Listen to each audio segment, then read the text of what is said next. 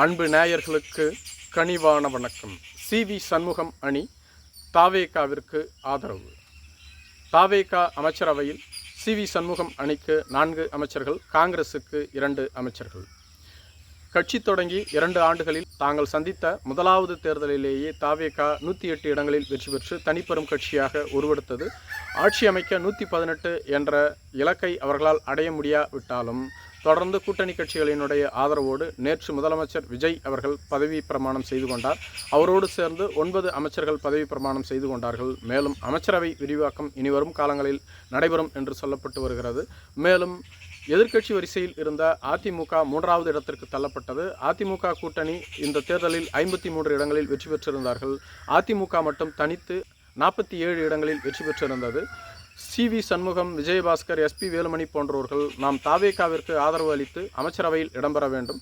நாம் ஏற்கனவே 5 ஆண்டுகள் ஆட்சி அதிகாரத்தில் இல்லாமல் இருக்கிறோம். மேலும் 5 ஆண்டுகள் ஆட்சி அதிகாரத்தில் இல்லாமல் இருந்தால் நமது கட்சியின் தொண்டர்கள், தலைவர்கள் என அனைவருமே சோர்ந்து விடுவார்கள். கட்சி காணாமல் சென்றுவிடும். கட்சியை கட்டமைத்து உயிர்ப்போடு வைத்திருக்க வேண்டும் என்றால் நாம் அமைச்சரவையில் பங்கு பெற வேண்டும் என எடப்பாடி பழனிசாமிக்கு ஆலோசனை வழங்கினார்கள். ஆனால் எடப்பாடி பழனிசாமி இதனை மறுத்துவிட்டார்.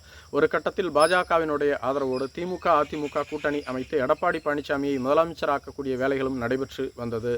ஆனால் திமுக தலைமை எடப்பாடி பழனிசாமிக்கு முதலமைச்சர் பதவியை கொடுக்க தயக்கம் காட்டியது. அதற்கு பதிலாக பொது வேட்பாளராக திருமாவளவனை முதலமைச்சர் வேட்பாளராக அறிவிக்கலாம் என திமுக தலைமை கேட்டுக்கொண்டது. ஆனால் எடப்பாடி பழனிசாமி அதற்கு மறுப்பு தெரிவித்து விட்டார். அப்பொழுதும் சி.வி. சண்முகம், விஜயபாஸ்கர், எஸ்.பி. வேலுமணி போன்றவர்கள் தற்பொழுது நாம் ஆட்சி அமைப்போம், அதன் பின்பு பார்த்து கொள்ளலாம், நமக்கு அதிகாரம் வந்தால் மட்டுமே நம்மால் இதையும் செய்ய முடியும், நாம் ஏற்கனவே பல தேர்தல்களை சந்தித்து அதிகமாக செலவு செய்துவிட்டோம், நமக்கு அதிகாரம் இருந்தால் மட்டுமே கட்சியை காப்பாற்ற முடியும் என்று கேட்டபோது அப்பொழுதும் எடப்பாடி பழனிசாமி மறுப்பு தெரிவித்து விட்டதாக சொல்லப்பட்டு வருகிறது. இந்த இடைவேளையில்தான் சிபிஐ, சிபிஎம், ஐயுஎம்எல், காங்கிரஸ் கட்சிகளின் ஆதரவோடு விஜய் அவர்கள் 120 என்ற எண்ணை பெற்று முதலமைச்சராக பதவி பிரமாணம் செய்து கொண்டார். இதனால் அதிர்ச்சி அடைந்த சி.வி. சண்முகம், எஸ்.பி. வேலுமணி போன்றவர்கள் எடப்பாடி பழனிசாமியோடு கடுமையான வாக்குவாதத்தில் ஈடுபட்டதாக சொல்லப்பட்டு வருகிறது. உங்களால் தான் கட்சி இந்த நிலைக்கு வந்துவிட்டது. நீங்கள் தொடர்ச்சியாக சசிகலா, ஓபிஎஸ், டிடிவி தினகரன் என முக்கிய நிர்வாகிகளை கட்சியிலிருந்து நீக்கிவிட்டீர்கள். அப்பொழுதே நமது கட்சி கரைந்து விட்டது. அதன் பின்பு தொடர்ச்சியாக நீங்கள் சந்தித்த 10 தேர்தல்களில் தோல்வி அடைந்தீர்கள். அப்பொழுதும் உங்களை நம்பிக்கொண்டிருந்தோம். 11வது தேர்தலிலும் தோல்வி அடைந்து ஆளும் கட்சியாக இருந்த கட்சியை எதிர்க்கட்சியாக மாற்றி தற்பொழுது 3வது இடத்திற்கு தள்ளிவிட்டீர்கள். அது மட்டும் இல்லாமல் செல்வி ஜெயலலிதா, எம்ஜிஆர் அவர்கள் கட்டி காப்பாற்ற இயக்கத்தை கரைத்து கொண்டிருக்கிறீர்கள். இனிமேலும் உங்களை நம்ப முடியாது. பொதுச் செயலாளர் பதவியிலிருந்து நீங்கள் வெளியேற வேண்டும் என ஏகத்திற்கும் சி.வி. சண்முகம் டென்ஷன் ஆனதாக சொல்லப்பட்டு வருகிறது.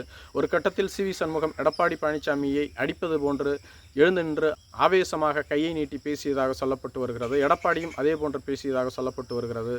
அங்கிருந்தவர்கள் நிலைமையை உணர்ந்து இருவரையும் சமாதானம் செய்ததாக சொல்லப்பட்டு வந்தது. இதன் பின்புதான் சி.வி. சண்முகம் தலைமையில் அவரது இல்லத்தில் ஆலோசனை கூட்டம் நடைபெற்றது.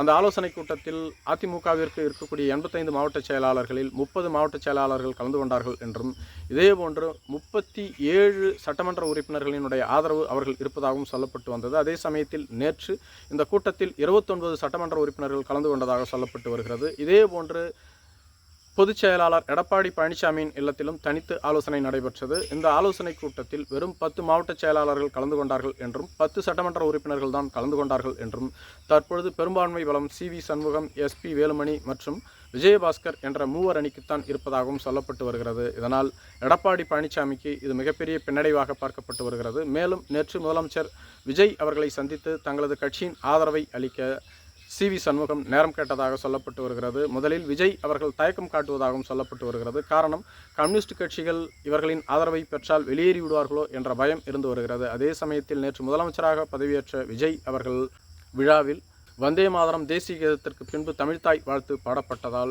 கூட்டணி கட்சிகள் கண்டனத்தை பதிவு செய்து வருகின்றது. முதல் நாளே இதுபோன்று செய்து கொண்டிருக்கிறார்கள். இவர்களை நம்பி எஞ்சிய 5 ஆண்டு காலத்தை ஓட்ட முடியுமா? அதற்கு பதிலாக நமக்கு ஆதரவு தர தானாக முன்வரக்கூடிய சி.வி. சண்முகம் அணியை ஆதரிக்கலாமா என்ற ஒரு திட்டத்தில் இருப்பதாக சொல்லப்பட்டு வருகிறது. அவ்வாறு சி.வி. சண்முக அணியை அவர் ஆதரித்தால் 4 அமைச்சர்கள் பதவியை கோருவதாக சொல்லப்பட்டு வருகிறது. இதன் மூலம் காங்கிரஸ் கட்சிக்கு 2 தருவதாக ஏற்கனவே தாவேகா வாக்குறுதி அளித்துள்ளது. நன்றி.